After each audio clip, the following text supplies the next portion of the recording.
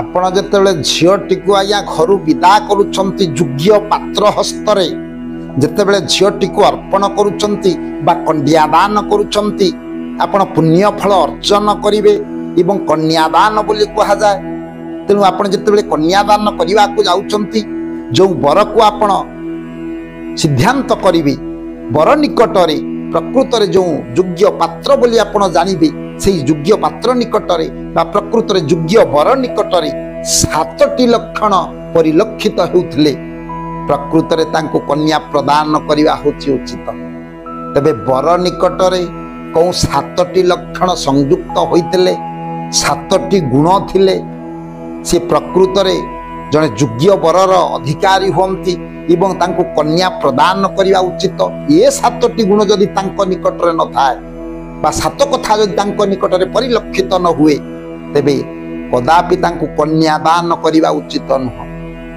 ତେବେ ଆପଣମାନଙ୍କ ମନରେ କେଉଁ 7 ପ୍ରକାର ଲକ୍ଷଣ ବର ନିକଟରେ ଥିଲେ ତାଙ୍କୁ କନ୍ୟାଦାନ କରିବା ଉଚିତ? ଆସନ୍ତୁ ଜାଣିବା। ପୁରାଣ ରହସ୍ୟ ମାଧ୍ୟମରେ ଶାସ୍ତ୍ର ପ୍ରମାଣ ଦେଇଛନ୍ତି, କୁଳଞ୍ଚ ଶିଳଞ୍ଚ ବୟସ ରୂପମ୍ ବିଦ୍ୟାଞ୍ଚ ବିତଞ୍ଚ ସନାଥ ପାଞ୍ଚ। ପ୍ରକୃତରେ ପ୍ରକୃତ କଥା ପ୍ରଥମେ ଆମେ ଦେଖିବାକୁ ପଡ଼ିବ, ଯାହାଙ୍କୁ ଆମେ ବର ଭାବରେ ସିଦ୍ଧାନ୍ତ ନେବୁ, ଯାହାଙ୍କୁ କନ୍ୟା ପ୍ରଦାନ କରିବୁ, ସେ କେଉଁ କୁଳର। ପ୍ରକୃତରେ ଉତ୍ତମ କୁଳର ସନ୍ତାନ ଯଦି ସେ ହୋଇଥିବେ, ଉତ୍ତମ କୁଳର ପିଲାଟେ ଯଦି ହୋଇଥିବ, ଉତ୍ତମ ଗୁଣ ତାଙ୍କ ନିକଟରେ ନିଶ୍ଚିତ ଭାବରେ ପରିଲକ୍ଷିତ ହେବ। ତେଣୁ ପ୍ରକୃତରେ କେଉଁ କୂଳ ଦେଖି କେଉଁ କୂଳରେ ସେ ପିଲା ଜନ୍ମଗ୍ରହଣ କରିଛି, ସେ କୂଳ କଥାକୁ ଆଗ ବିଚାରକୁ ନିଆଯିବ। ଶିଳଞ୍ଚ, ପ୍ରକୃତରେ କେମିତି ସଂସ୍କାର ଅଛି ସେ ପିଲା ନିକଟରେ, କେମିତି ସଂସ୍କାର ସେ ପିଲା ସଂସ୍କାରର ଅଧିକାରୀ ହୋଇଛି, କେମିତି ଶୀଳତା ଅଛି। ଯେମିତି କୁହାଯାଇଛି, ମଧୁର ବିନୟ ବଚନ କହି ତୋଷିବ ଜନମନ। କି ପ୍ରକାର ବ୍ୟବହାର ସେ ପିଲା ନିକଟରେ ଶୀଳତା ଅଛି କି ନାହିଁ ବା ସାଧୁତା ଅଛି କି ନାହିଁ, କେମିତି ଭାବରେ ସେ ବ୍ୟବହାର ପ୍ରଦର୍ଶନ କରୁଛି, ଏ କଥାକୁ ମଧ୍ୟ ଲକ୍ଷ୍ୟ କରିବା ଉଚିତ। କୁଳଞ୍ଚ ଶିଳଞ୍ଚ ବୟସ ରୂପମ୍, ବୟସ କଥାକୁ ମଧ୍ୟ ପ୍ରାଧାନ୍ୟ ଦେବା ଏକାନ୍ତ ଆବଶ୍ୟକ।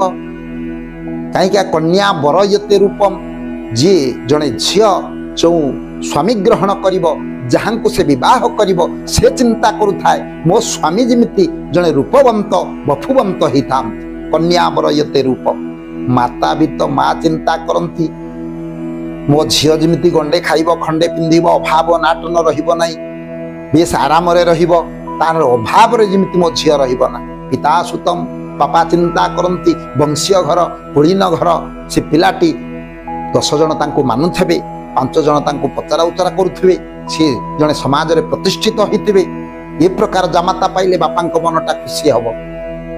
ବାନ୍ଧବା କୂଳ ମିଚ୍ଛନ୍ତି, ବନ୍ଧୁ ବାନ୍ଧବ ଅଡ଼ି ବସନ୍ତି, ସେ ଆମ ଜାତିରେ ବାହା ଦେଇଛି ନା ନାହିଁ। ଭୋଜନ ଇତରଜନା ବା ମିଷ୍ଟାନ୍ନ ଇତରଜନା, ଏ କଥାକୁ ପାଖ ପଡ଼ୋଶୀ ବନ୍ଧୁ ବାନ୍ଧବ ଚିନ୍ତା କରନ୍ତି, ଭୂରି ଭୋଜନଟା ଭଲ ହେଲେ ସବୁ କିଛି ଭଲ।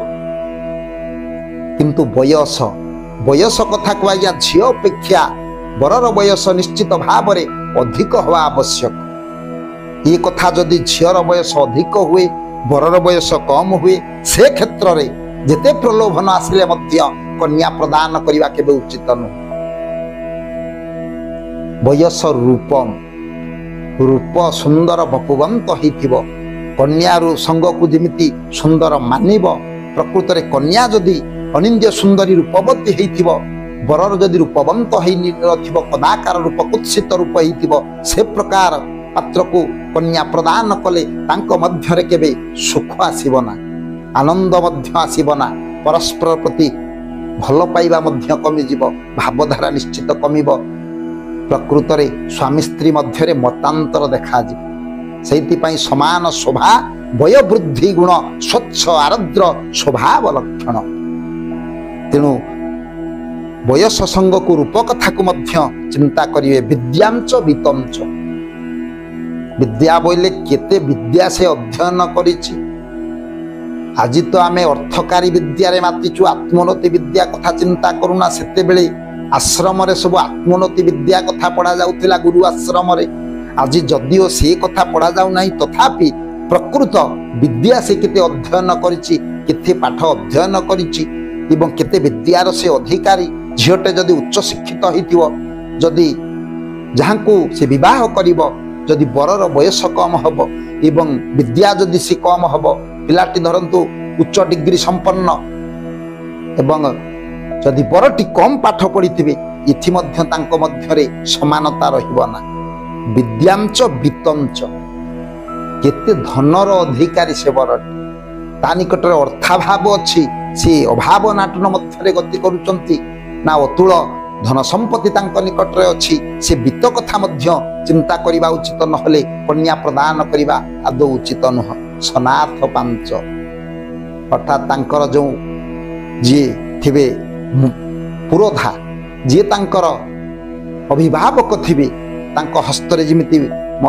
तांको पुस्तकरे हस्त रहिबो तांको अभिभावक मध्य रहिथिबे भल भाबरे से जिमिति तांकर गार्डियन होई सब कथा को बुझासुझा करुथिबे तेणु यही प्रकार आपण मानक आगरे जो उपस्थापन कली तेणु ये बर निकटरे ये 7टी गुण परिपूर्ण थिले बा 7टी लक्षण परिप्रकाश हेले सेई योग्य वर हस्तरे कन्या रत्न को प्रदान करिबा उचित जद्वारा झीर जीवन निश्चित भावरे सुखमय हब सेतिपाई कुआ जाइछि कुलम च शीलम च वयस्वरूपम विद्यां च वित्तं च सनाथ पांच तेणु ये कथा को दृष्टि रखी आपण माने जदि प्रकृत रे वर निरूपण करिवे निश्चित भावरे आपणकर कन्यार जीवनटा मध्य झीर जीवनटा सुखमय हब से सर्वे भवन्तु सुखिनो